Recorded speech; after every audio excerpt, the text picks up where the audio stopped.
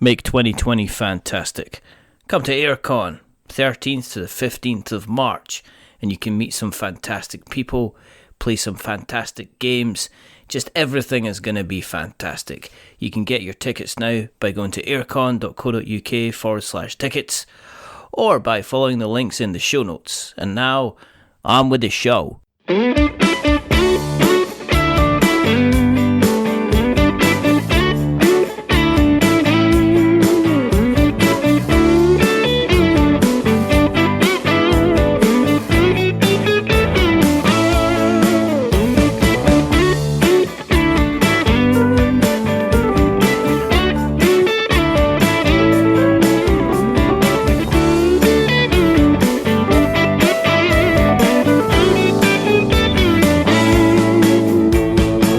Hello and welcome to another episode of We're Not Wizards. My name's Richard. I'll be your host for February? Maybe. I don't know. There's lots of plans afoot. You could be talking about them. Some things, though, like to remain a little bit hush-hush, especially when it comes to talking about conferences. You know, and sometimes you need to make things. Sometimes you need to manufacture them. Or sometimes you just need to cook them.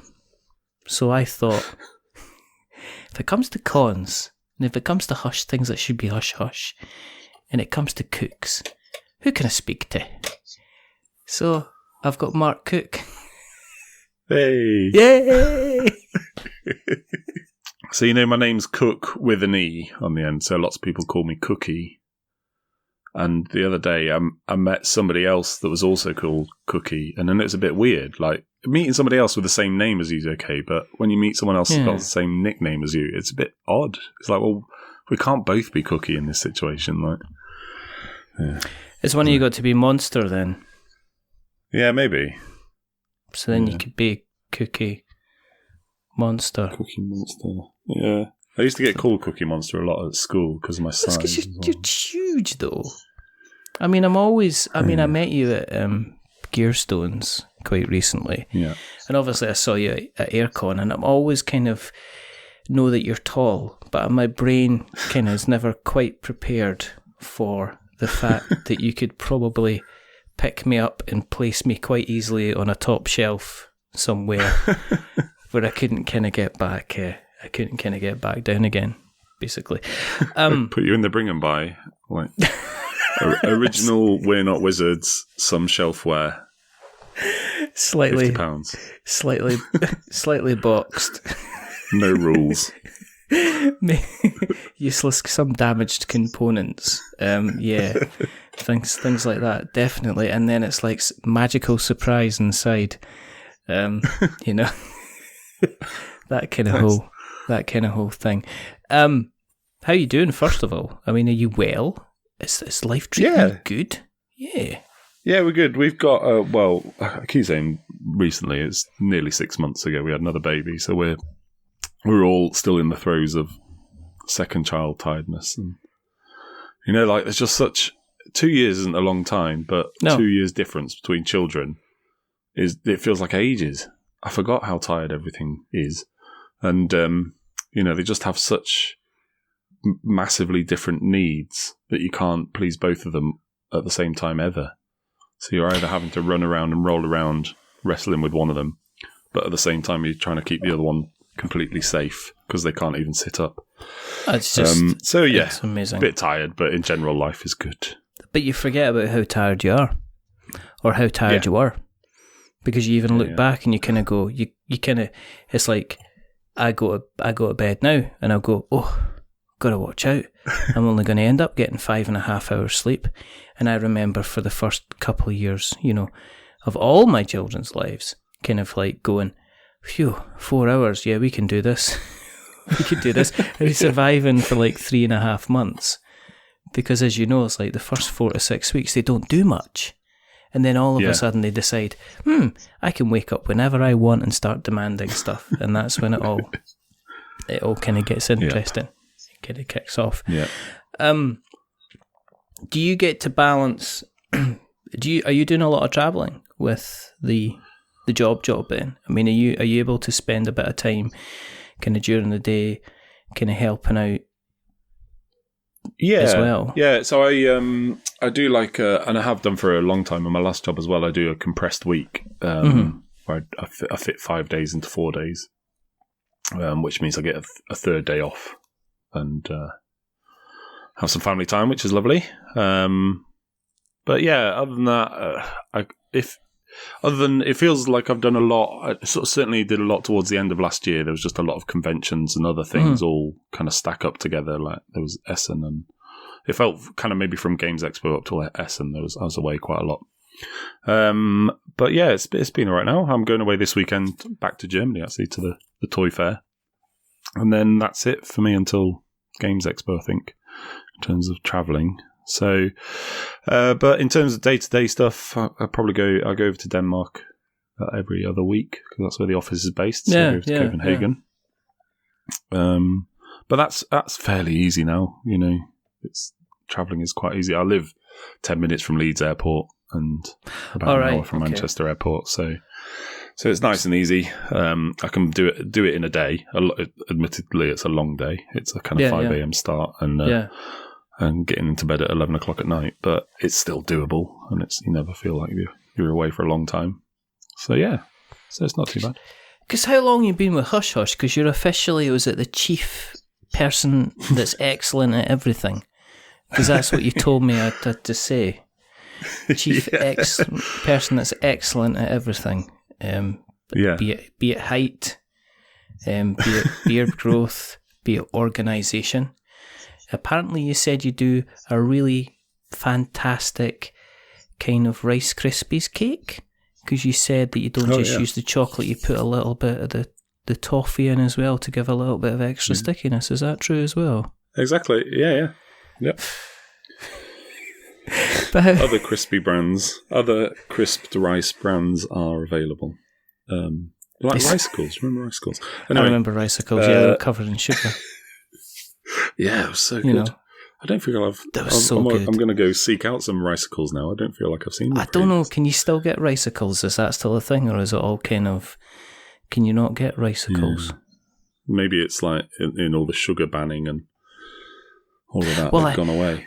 I heard about, I don't know who said about Frosties, that they had to change they had to change where the advertising was for Frosties, and they had to change it away from advertising it to kids to advertising it to adults. So they could get rid of the sugar. I think they've also put less sugar on them because they go a bit more like cornflake. Because I remember the thing I used to like about Frosties is that you could pour a bowl of Frosties, put your milk on, go and do something else, and come back and they're still crunchy. Whereas cornflakes, you put the milk on and you blink and then they've gone soggy. And now Frosties are a bit more like that. They kind of go a bit too soggy a bit quickly. I remember there was an actual specific episode of MacGyver where he was locked in a shed, and there was a bad guy chasing him who had an assault rifle, and all he had was a body warmer, which kids of the 80s will know. Michael J. Fox wore it in Back to the Future, a Pritt stick, and 2 packets of Kellogg's Frosties. And what he did is he stuck the Frosties to the outside of the body warmer, poured a little bit of milk on the top, and then when he charged out, the bullets just deflected off his Frosty-made armour. Nice. I might have dreamt that. I don't know. They should make it if they haven't. I think it's one of these. I think it should be one of these things that Paddy and Keith do for the music for the movie remake, because they're always trying to skimp on. They're always kind of skimp on props. So anyway, going back to we diverge, it's going to be one of those conversations. But if we diverge back to kind of like the most excellent person at Hush Hush, did you? I take it you never ever thought when you were kind of starting off with the Airecon stuff that one day you're going to be kind of doing the kind of the industry kind of full time. I mean, no, I mean it was never really an aim, and I was very happy in my last job. I really loved working for the charity that I was working for. Mm-hmm. And it was just an opportunity that came up, and I just sort of threw my hat in the ring as a bit of a, let's just see what happens. Exactly. And and so it was exciting. It was kind of funny. The deadline for the applications was the week of the Airecon ended last year. So even that, I had kind of rushed my application a bit because it was like I'd just come out of Airecon when I heard about it. 3 days later, I had to put the application in. So I was just like, I'll fudge an old one and I'll do the best I can. Did you have the whole kind of I work well in a team, but also excel by myself? Yeah. I don't know if you've seen those. There's the internet meme things. Where there's one that really makes me laugh, where they ask you in an interview, where do you see yourself in 5 years? And you walk around the table, throw them out the chair and sit in it and say, here, confidently. I didn't do that. I think you could have, though. Is that what you actually did? Did you just reach over and go gadget arms and just pick them up and just say, yep. I can put you on anywhere you can't get down from. Yeah. So I'm going to put you back. We're going to shake. And then you're going to welcome me into the office next week when I join your organisation. Yeah. Yeah. I mean, it sounds like you were in the room. Pretty much. Exactly how it happened. That's exactly how it happened. Yeah, so that was the week after Airecon had finished. I'd put the job application in, and 2 weeks later I was in Denmark being interviewed, and then they offered me the job as I was sat on the plane to come home, which was good fun. So then I had obviously a few months' notice to work on my last job, and I actually started my first day actually properly working was during UK Games Expo last year. So. It's all kind of tying together. Quickly. It's all kind of tying together, which is pretty cool. Was it quite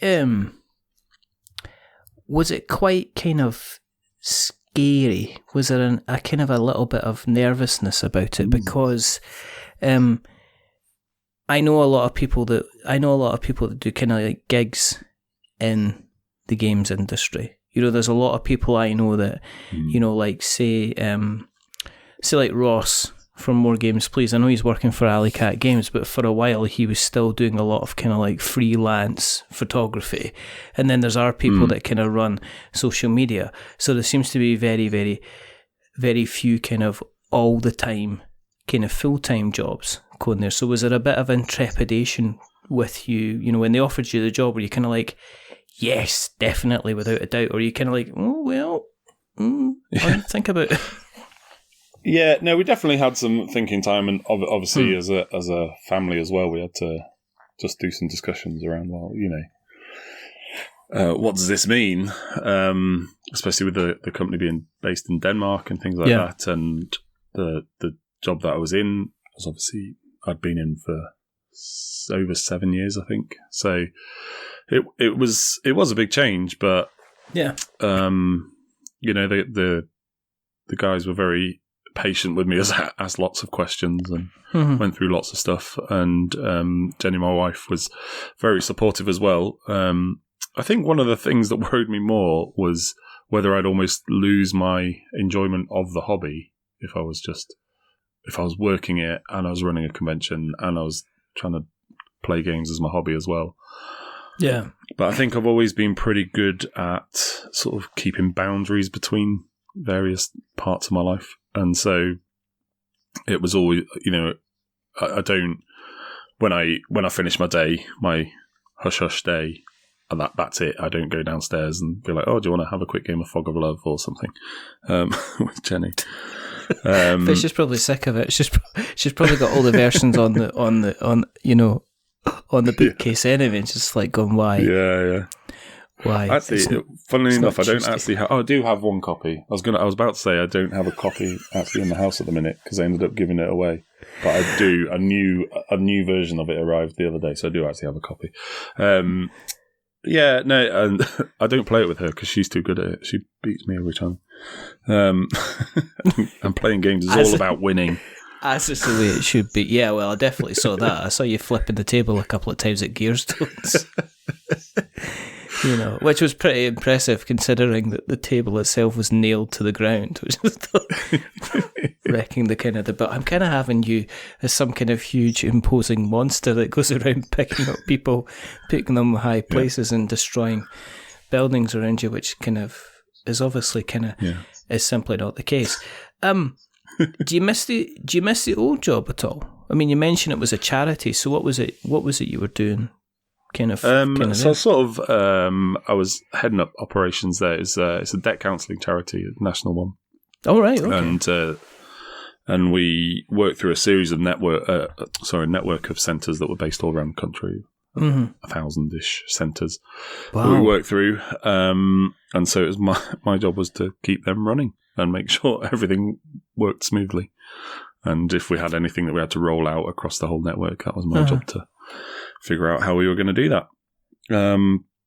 But it got to a point, I suppose, where, although I loved it and I felt, like I could do it pretty well, it probably just felt a bit like I wasn't doing much new stuff, I suppose. And I just, I love learning new things and I like, new challenges and things like that. And I suppose that's just a bit that I didn't feel like I had in that job anymore. But there was no, like I said, it wasn't like I was out there looking and desperate to leave or anything. It was just an opportunity happened to come up at the time. I suppose probably actually not necessarily the job itself. The thing I miss the most is just working in an office, which is a bit weird. So I work from home now, so kind of, for most days. And so I don't have like people around just to sort of have an inane chatter with, which I didn't think I would miss, but...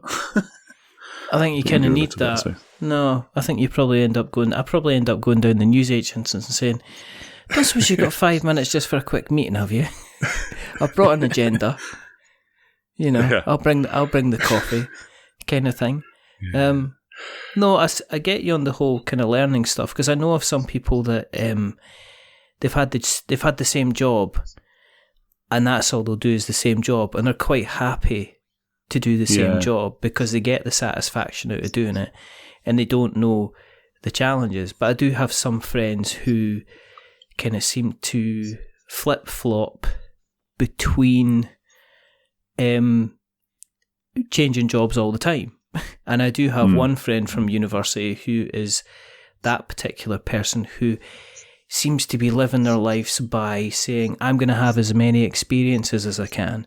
So whenever you're speaking to them, it's like, what are you doing for this couple of years? Well, I've actually decided to, I'm going to art college now and I'm learning this. And you're just like, how are you managing to do that? It's like, well, what about the debt and that? So I'll be dead. It'll be fine. Kind of thing. I don't have to worry about it. So yeah, I do get people that we always have this conversation in the office sometimes. It's like, I'd like to just be that person sometimes that just goes to work 9 to 5, gets it all sorted out, goes home, and that's what they do, and they're perfectly happy. They go for a pint and a pork pie on a Sunday afternoon, or they go to the golf, or they spend Saturday afternoon at the football and stuff. And and I'm just like, I'd like my brain to kind of be in that place, but it's obviously, as you can understand, it's pretty noisy. So, is because I guess the thing about the board game industry, and when you're in a professional level, people must think you're kind of swanning in on your scooter and saying, right guys, what are we playing today? Shall we start? I'll tell you what, we'll start off dead early, 8:30 in the morning. We'll play games until 2:30.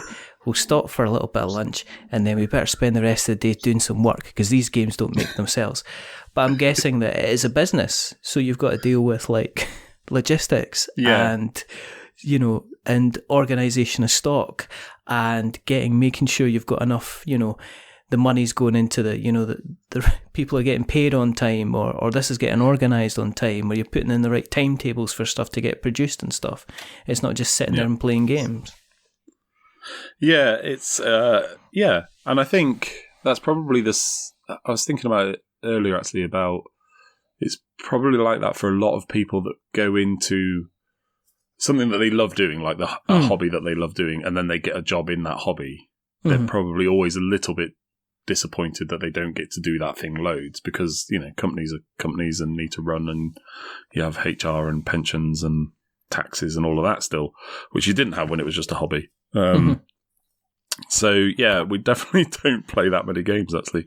We play a few prototypes, and people obviously like pitch games to us quite often that they would like us to publish. So that's probably, I think we've probably played 4 games in the last 6 months. Maybe 3. Certainly not many. How many of them were 3-worded games with the middle word being of? Well, yeah. As a team, we've not actually all played it together because it's only a 2-player game. But we have played the sequel, or the kind of spiritual sequel, or whatever the term is these days. But at the other side, it does let me get to do some really cool stuff, like going to Essen is always, you know, quite interesting, and going to the Nuremberg Toy Fair this weekend, which I've never been to before, but that'll be a completely different type of show, because that's just all trade, so there's no public stuff, so that'll be interesting to see how that goes. Do you have to then have are you going in like kind of saying, right, okay, what can we do, what are we looking at for the business kind of going forward then? So you almost, is the team going as like to sell, or are you going to kind of buy, or are you seeing kind of what's kind of a bit of both really? Yeah, it's all a mixture of stuff. It will probably be more selling at this one, I think, because there probably won't even be that many sort of designers there pitching games, which we got a lot of at Essen and Games Expo and Gen Con and places like that. It'll be mostly looking for sort of new opportunities. So we released the German version of Fog of Love at Essen, and so we're looking at just, are there other languages that it might work in, and things like that, because it's a very text heavy game. It's about 20,000 words or something in it, so definitely not one that you could make language independent with symbols. You could just imagine that you could say this is just like a real relationship. Just be like Race for the Galaxy, really. Yeah, anything like that.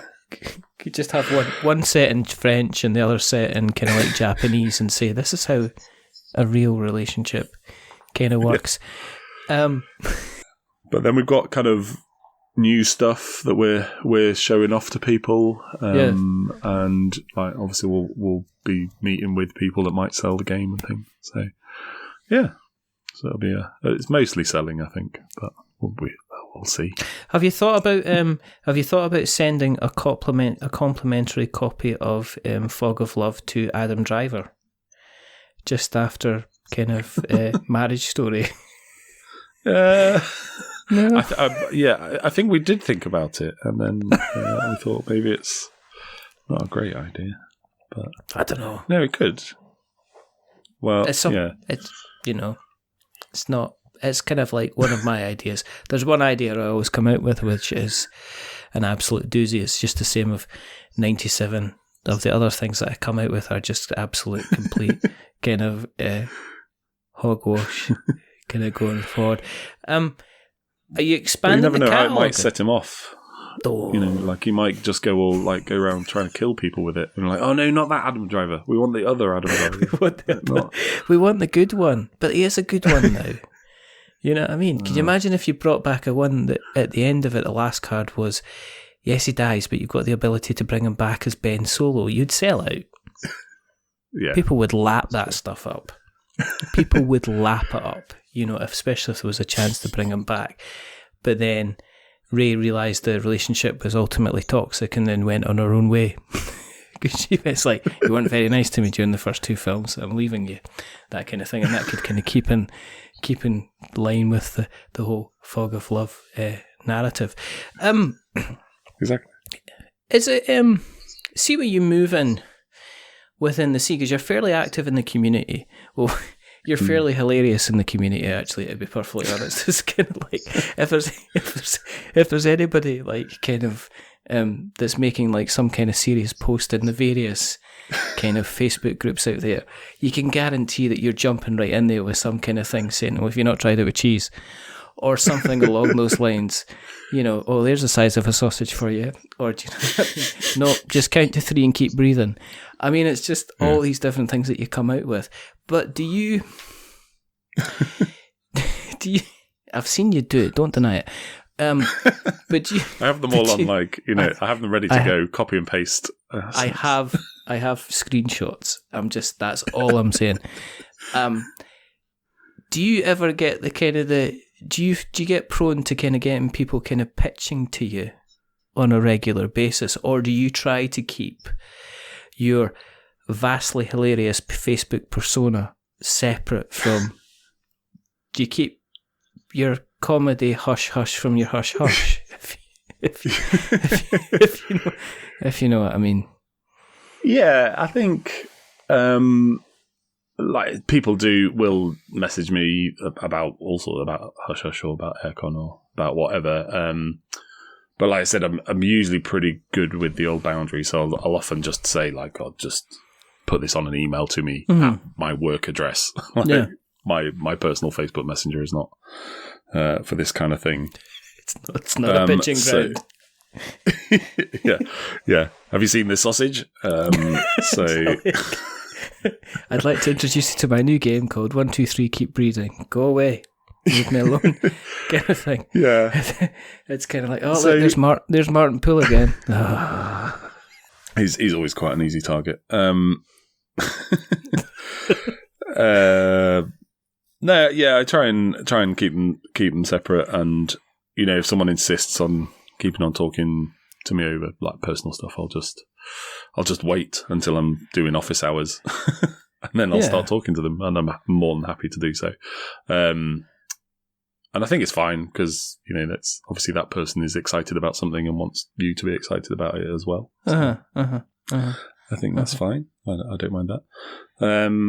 But yeah, it's not loads. I think it helps with Hush Hush, and it's one of the reasons why we've only got the one game so far. Really, is that we have tried to kind of really nail down what is it that we want to do as a company, and so we want to really focus on these kind of games that are very highly interactive between people, have some kind of narrative or story element, or some kind of exploring what it is to be human. That sounds a bit pretentious, but it's that kind of thing. So, if people start coming to us with a midweight Euro, although I love them personally, we can instantly say, actually, no, we know that's not going to be for us. It's not that it's a bad game. It's just we know that it doesn't fit this set of criteria that we're talking about. But yeah, we still are getting stuff pitched and meeting plenty of people and have a few different things going on all at the same time. But as most people will say, games designers have loads going on. I don't know how they do it all at the same time, but and things just move at different speeds and people work at different speeds. So it might end up that we have 3 games all coming out roughly the same time and then nothing again for a couple of years. But it's just the nature of things, I think. Yeah, I think sometimes what's missing in the current shape of the landscape is there seems to be a rush to release game after game after game. And surprisingly enough, the only other person who there's 2 actually. There's Emma from Emma May from Aire Studios, who is taking Quirk, and recently I think they licensed it to Gibson's of all places. And what they've done is they've kind of released various versions of Quirk to keep the Quirk name going. And they've been able to kind of generate a revenue stream to the point where somebody like Gibson's came in and says, well, we can, we've got the distribution network and everything like that. We can take that to the next level. And the other person is Rory from Hub Games with the Rory Story Cubes doing the same thing, kind of taking the kind of the different variations of the game and kind of pushing it forward. What I see nowadays is you see a game, lots of noise, quick turnover, big money, push on to the next project. And I often wonder if people had the space, and I guess if they were able to if had to step back from their success and were able to say, well, let's keep on doing different things with the project and seeing how we could. I was wondering how many more games would end up like Fog of Love with different iterations, as opposed to having kind of one different project after another, because you'll get kind of like hits and misses kind of all the time, you know, and it's just interesting to see where the hobby might be going, you know?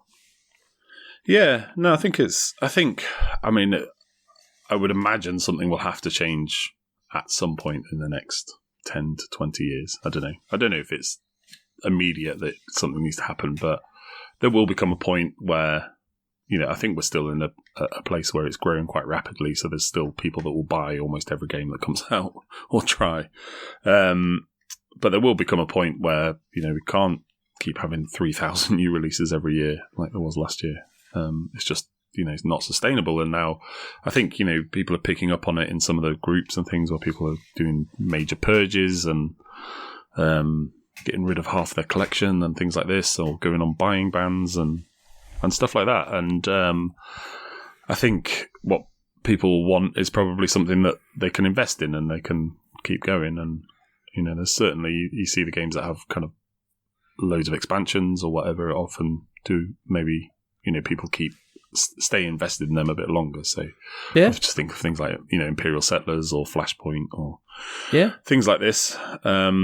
Fantasy Flight seem to have made, I mean, let's face it, for, you know, the amount of flack that sometimes they get, they've done a damn good job of something like the Arkham Horror card game, just turning that into here's the latest expansion, and folk are like, they're so heavily invested in it, they kind of go ahead and they just kind of like pick it up and they keep going with it, and it keeps putting money in kind of their back pocket, which is always kind of interesting. Yeah, I've seen purges, and I've even, you see people, I'm not backing anything more on Kickstarter because I spent too much money, and the only thing I say about that is I think you get a lot of the smaller guys suffering because of that.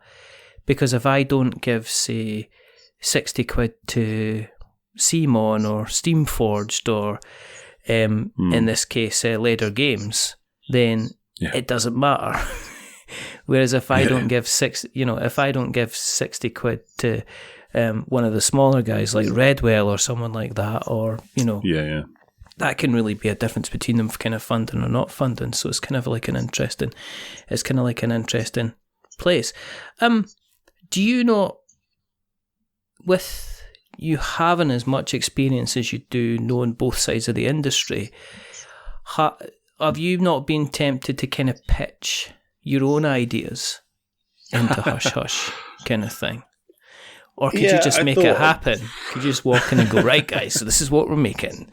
We're making this game, 1, 2, 3, bangy sausage. Bonk. Bangy sausage. You keep stealing all my ideas. No. Yeah, so there's been a few times, and I'm sure most people that kind of are well into the hobby have at some point thought up a game that they want to design, and I've had those moments over the years of, I think I've had 2, maybe 3 of ones where I've kind of thought, that could be a game, and I'll start thinking about it. And then I think the problem is the space where I tend to work is right next to all of my games. So I'll sit down and start thinking, and it could work like this and work like this. And I think, I could just play a game instead. And, you know, these people have already all done the hard work, so I don't have to. And I just think I have a lot of admiration for games designers, because I think to get something really balanced and really working really well, you've just got to have a lot of patience and a lot of kind of working it out. And I probably could do it if I wanted to, but I just don't know that I have that desire to, when there's so many fantastic games already out there. So, so I'd rather just reap other people's hard work and enjoy. I'm just not clever enough. I mean, I'll be honest. It's like you play something like Coloma, or even like, you know, I'm playing Coloma, or I'm playing like Fantastic Factories, or I'm you know, any kind of game at all, and they're just like going, these mechanics are so deliciously complex, and here I am going, so if you roll 5, you move 5. You know, kind of thing. So I kind of, while I'm probably in the same boat, while I'd like to kind of like dust off, and I've always threatened to kind of release some kind of game, I know it would kind of be something I would put out there and then ultimately very quickly be embarrassed about even it existing, kind of like in the first place. We met at Gearstones, and I guess it was a fantastic time, and it is almost 10. It's almost 10 to the hour, which means it is time for our new section on the show, which is, and I know he's going to love it, which is the Dan Hughes appreciation minute, or 45 seconds, whatever we feel, because knowing me, knowing Hughes.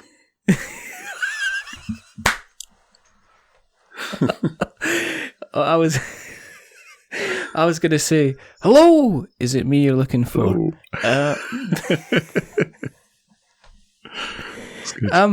I don't know if it was, and I know he occasionally listens when he knows he's going to be mentioned, so I'm definitely going to flag this up.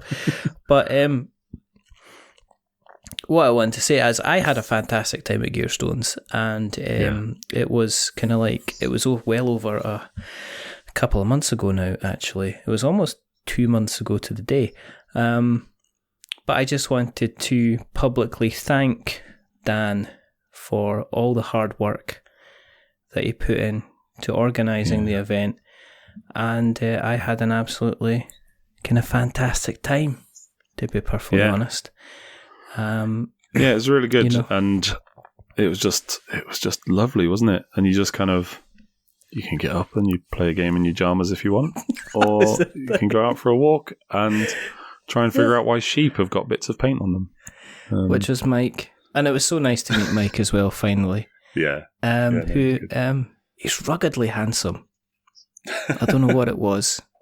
I was sitting there because there was a point I was sitting, it was me, I think Luke Pryor was there, Matthew Jude, Mike was there, and I'm sitting playing Cursed Court, and I'm just thinking to myself, I don't think I could be kind of in a better place at the moment. I've got good company. I was playing a fantastic game. If only there was, some mud and some wrestling, things would just be tip top. But but joking aside, the nice thing about it was that there was a point, was it in the morning, we were all sitting around, and Max, and it's the first time I met Max Davey. Yeah. And he's in his jammies.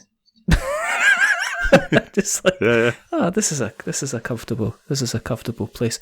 So it was kind of like, did you want anything add about for Dan Appreciation Minute that you wanted to add on?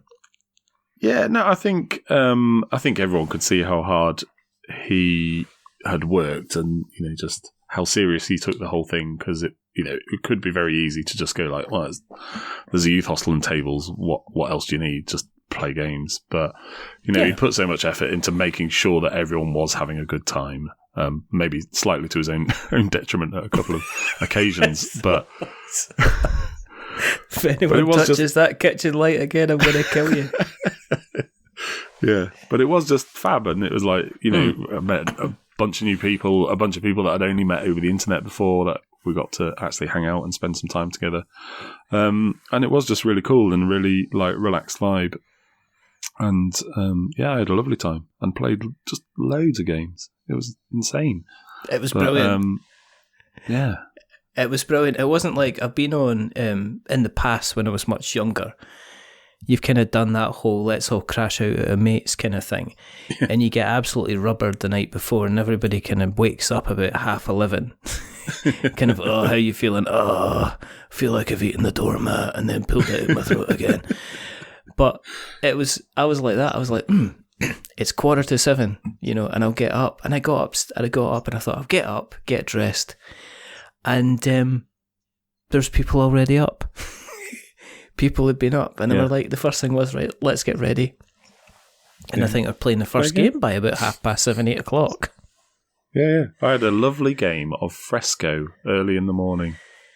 And it was like, it's quite an old game now, Fresco, I suppose, but about 10 years old. But But it was like the sun was coming in through that kind of double door on that side, and it was, we sat there, and I got a few of the rules wrong because it had been ages since I played it. But it's fair enough. But it didn't really matter. We just sort of bimbled along and had a nice chat and had lots of cups of tea, and just it was lovely. But yeah, great weekend. It was a great weekend. It's by invitation only as well, so you can't come. You can't come. Your name's not on the list. Have you seen my friend Mac? He's really, really tall. He's always got bits of ceiling in his hair. But speaking of organised events where you can sit down and play with other strangers, I have to touch on it, obviously. And I also need to talk about this as well. But you've got like 6 weeks to go, roughly. Yeah, it is, isn't it? I prefer to think of it as just under 7. Makes it seem like longer. Just gives me that extra time. I think the irony is that I had the delightful Suzanne Sheldon on, and I basically almost kind of like press ganged her into talking about Airecon for the first 15 minutes. It was good. It was, all podcasts should start with a first 15 minutes about Airecon. I think it would help. I don't know. Even the ones that are only 15 minutes long. Even the ones that are kind of like take place after Airecon, just to kind of help, kind of build it up. Are you? I take it everything's kind of going. It's just happening. Are you in the position where it's kind of like one of these mechanisms with many cogs and wheels and twirly bits, and like if you stuck your hand in, it would rip it off and just keep going anyway? Are you kind of like at that point in the proceedings? Yeah, it's definitely happening, which is good. A bunch of people bought tickets. It's all good. It's interesting because I kind of thought I was thinking about some of these events that sort of have grown to a size and then they've sort of stayed where they want to stay and they're happy with that.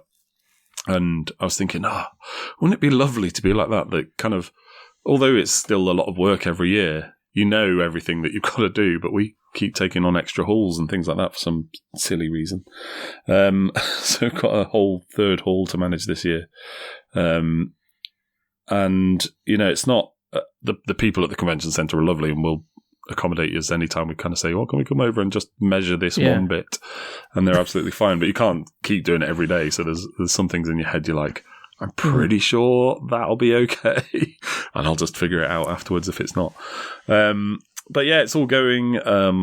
It's kind of funny actually that I think for me personally, the busiest time is actually as we just come out of Christmas, because there's a bunch of stuff that you have to get going to make sure it's there in time. Things like printing and stuff like that. But you can't start it too early because you don't know enough yet. Like, thinking about exhibitors, you haven't maybe got all the exhibitors booked in, so you can't print your programs because you can't do the list of exhibitors and things like that. And so that bit, as you come out of Christmas, everything is just about firmed up. You can start doing all the design and everything, because I do all that stuff. And so that's the busiest bit, I'd say, until the actual event, obviously. And then it kind of get a little, like, just a slight lull in February.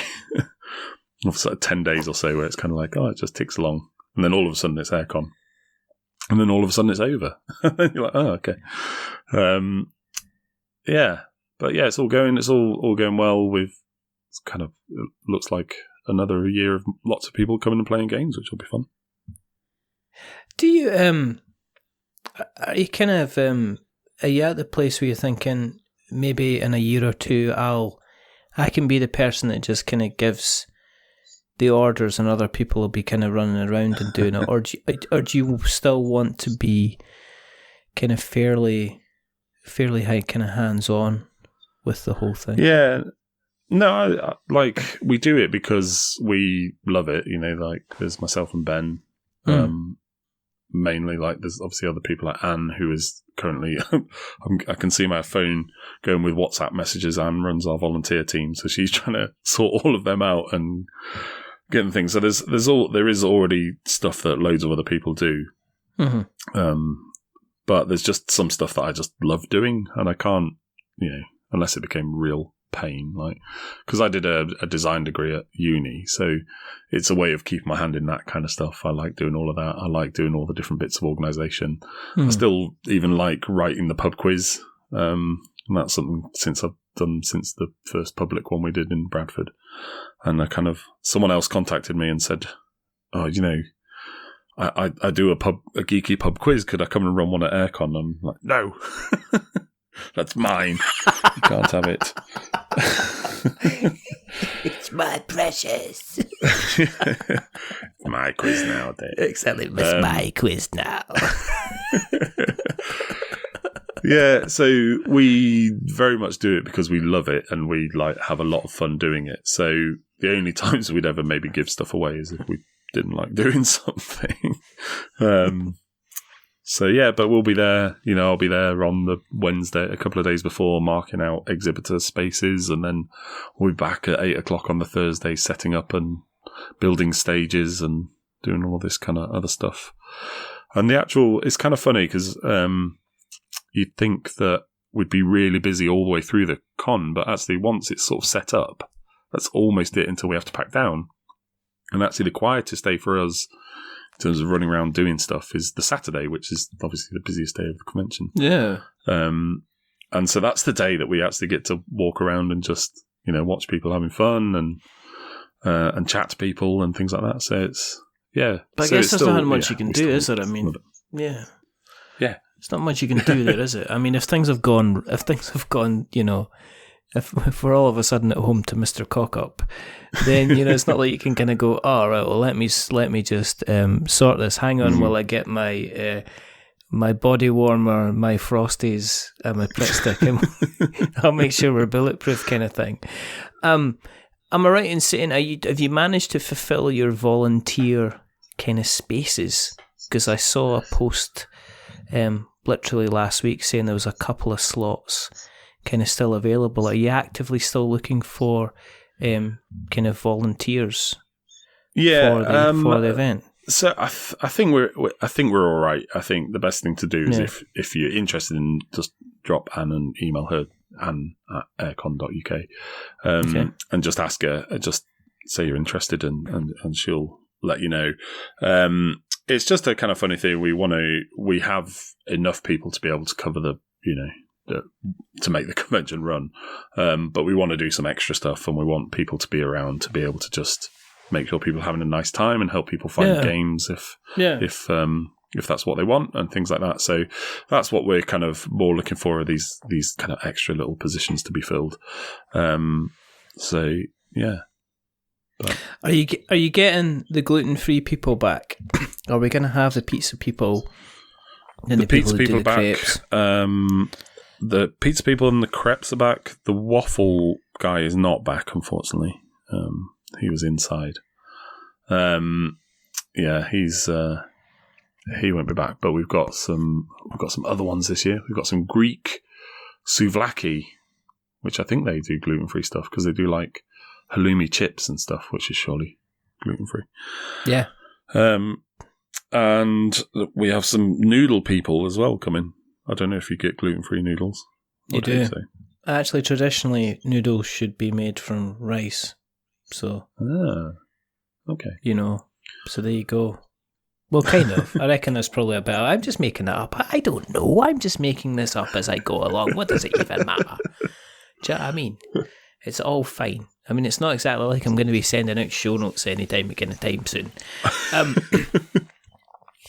What about kind of then, I guess, kind of like, are you looking forward to playing any particular games? I mean, you've got guests coming. Are you looking forward to meeting all the people?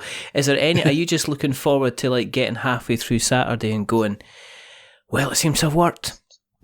We've done it.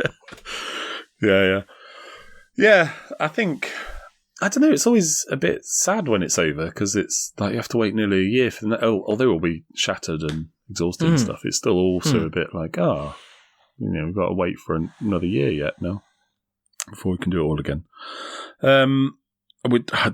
To be honest, I don't really get a chance to play many games during the actual convention because there's always the danger that I might sit down and try and play something, and then some kind of emergency might happen. I have to leave the game, which I feel horrible about. Flash flood or something like that. And it's like and somebody from the gutter press takes a photograph and goes, "While flash flood went on, Airecon's head organizer sat and played games, ignoring it. Is this the state of the country?" While he was eating an avocado. Someone's just impaled themselves on a board game. The new Dark Tower. And that looks dangerous, just a minute. doesn't it? Just a minute. Exactly. It's just my turn. Smartphone Inc. I need to figure out what I'm doing with these tiles, and then I'll be right there in 20 minutes or so. or the London Underground game. That one as well. Yeah, I don't know. That Dark Tower could be. There's going to be some kind of murder. Yeah, you can just tell, don't you? It does. It looks like. I mean, if you fell on that, you imagine it'd be worse than a Legos. Oh, don't even get me started on that. My son's decided Legos is the best thing. Well, the funniest thing in the world is Legos is hearing their father screaming at 7:30 on a Sunday morning as he's accidentally stood on one that's been left tactically in the middle of the floor. Tickets at the moment, it's still the 13th to 15th of March. It is. Yeah. It's because I keep. Do you know this is one of the things? Is am I going to get the dates right? Secondly, am I going to remember the website? Thirdly, it's in Harrogate in the convention centre, which is huge and lovely and massive and a lot bigger than I thought it was going to be. But then I think the guys at Tabletop Scotland got a bit jealous because they went into a second hall. And it was just it just seems like you're taking the piss a bit, Mark, because you're like, second hall, will you? I can play. You're like Captain America. I can do this all day. Open up the third hall, will you? Kind of thing. Yeah. We've got 29 halls. We'll build more if we have to.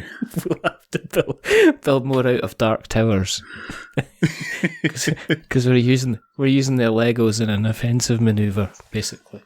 So it's all good fun. So there you go. So yeah, I'm right, isn't it? 13th or 15th to March. It is 13th to 15th of March. Yeah. Yes. Missing my brother's birthday, but there you go. No. Bring him. No. I kind of said, I'm sorry, it's either you or spending time with people I care about. That's not true. I'm going to have to edit that bit out because I know he doesn't listen. But guests, you've got... Well, I don't want to say, you've got this person, this person, this person, this person, just in case there's two things, they're no longer coming along. And secondly, there's a high chance I'll get their name wrong. So who have you got? So there's Suzanne Sheldon that we mentioned earlier. Yes. Just loads of different stuff. Probably mostly known for Dice Tower stuff, but does a load of other stuff as well. Mandy Hutchinson also, she is co-host, I think. Yes. I think that's how they refer it on the Dice Tower podcast. We've got the No Pun Included, Efka and Elaine coming up. We have got Paula Deming from Things Get Dicey, and again, a bunch of other stuff. She was on Grey's Anatomy, you know. Really? We've got the Brothers Murph. Yay. It's very exciting. I played a fun game of them of how lowly is this charity shop find ranked, which is good. I don't want to know. But, I think I'm birthday bros with Nick, by the way. I think I discovered this in the Death My Monsters. Yeah, it's 21st. 21st of December. You're 22nd, aren't you? I'm 22nd, yeah, of course, yeah. There you go. It's all the best people. Yeah. Anyway. And then there was someone else around that time as well, but we'll forget who. Yeah, Matthew Jude. So they're going to be doing like a Death by Monsters and a This Game Is Broken podcasty kind of thing going on. Yeah, so a whole bunch of people. There's lots of people playing games, lots of people exhibiting, lots of people. Your spaces, you can get games, you get places to eat, you get places to sit down, you can go and look at people, you can buy stuff there. You've got your bring and buy stuff where people can turn up with games, and you can buy a copy of Heroes of Land, Aire and Sea, only to sell it 6 months later when you haven't played the bloody thing. There's all these different types. I should have bought a few of them, but it was like Dan's going, buy that one, buy that one, buy that one. And then, do you know what? See, as soon as I bought it, do you know what he did? He went, you fool. What'd you buy that for? And he kind of like totally went on at me to the point where he kind of grabbed Efka from No Plan Included and went, what do you think of this game? He thinks it's rubbish as well. Efka, don't you think it's rubbish? And I was just like sitting there going, oh my goodness, you're a terrible, terrible, terrible man. But anyway, so there you go. If people want to go to the official website, I know I've said it already, but do you want to repeat it again for the people at the back? Sure, it's airecon.uk, and that's Aire with an E at the end. Like airecon.uk. I just realised people would think I'm an Aire with it at the start. But maybe. E at the start. E in the middle. We'll put it. We'll put it in the show notes. Yeah. Or just Google search. I don't think there's many other things called Airecon. Yeah, exactly. I don't think there's any other things called Airecon apart from an entire Airecon industry. But there you go. Because if they spell it incorrectly, they're going to go, well, my games room's nice and chilled. Didn't meet anybody, though. What? And my side business is I'm going to do a convention about air conditioning systems and put it on just a couple of days after the games convention and just see how many people I can confuse. That'd be good, wouldn't it? Probably not, but it'd be kind of funny. Probably kind of not. I don't think that's a good idea. People would be upset if you did that because they'd be like, that I missed it, especially if they thought they missed it. And then Google Events or Facebook Events told them it was actually still on, and they turned up. And imagine they turned up with Twilight Imperium getting ready for an 11-hour stint, yeah. And then they came in and they went, oh, glad I wore my jacket. It's a bit parky in here. And you're like, Kickstarters are getting out of hand. He's standing there chuckling away at everybody, going, aren't I funny? This was all worth it. This was all entirely worth it. Get 1,500 of you in here. Lock the doors. Everybody must enjoy the joke. So there you go. I'll put all the links in the show notes, so we've got notes to show, because Airecon is it's my it's definitely one of my favourite conventions I've been to. Had an excellent time. I can't deny it, and I'm definitely going to be going again. It's a lot of fun. If you haven't gone, consider going, even if for a day. It's friendly, there's kids there, there's all different types of people there.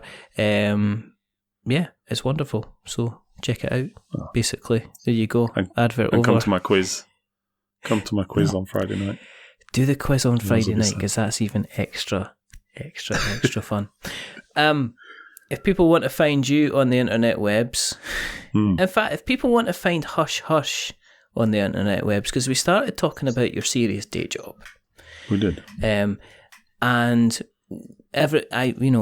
but if people want to find out more about Fog of Love, about Hush Hush and everything like that, where do they exist on the internet webs? Nice and easy. It's just fogoflove.com at the minute. We are working on a new website at the same time, but for the minute, fogoflove.com. Fantastic. And we'll put anything else in the show notes, so we've got notes to show. If you want to keep an eye on what we're up to, go to the internet webs, search for We're Not Wizards. You'll find us in all the various different places.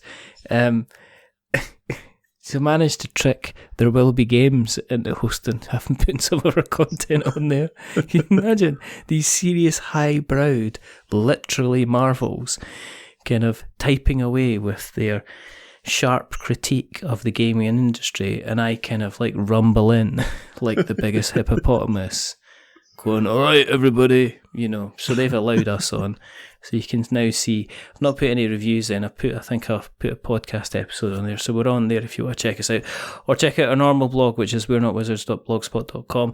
If you like what you've listened to tonight, just go and tell somebody.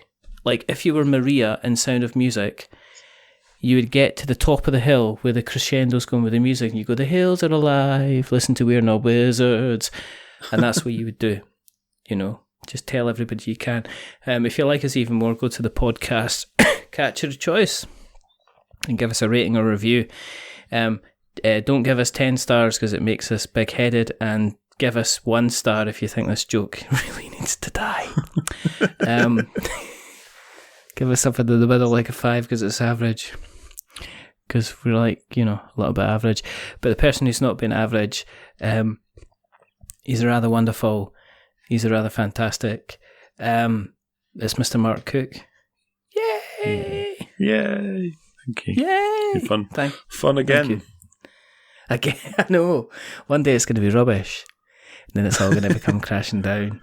As long as you don't release that kind of hidden episode that we did by accident, no one will know.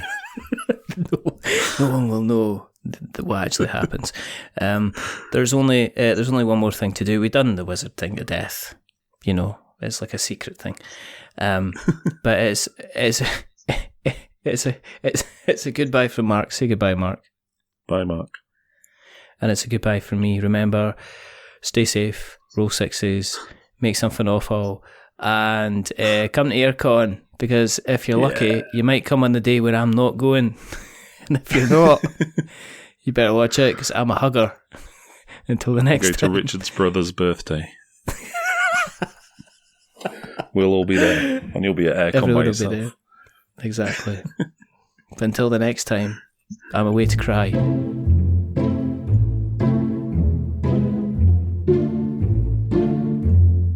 A wizard is never late.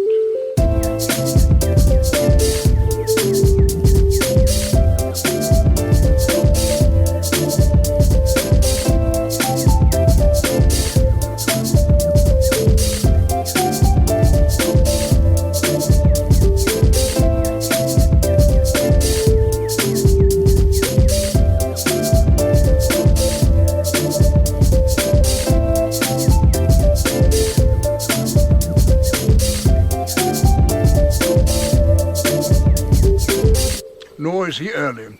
He arrives precisely when he means to.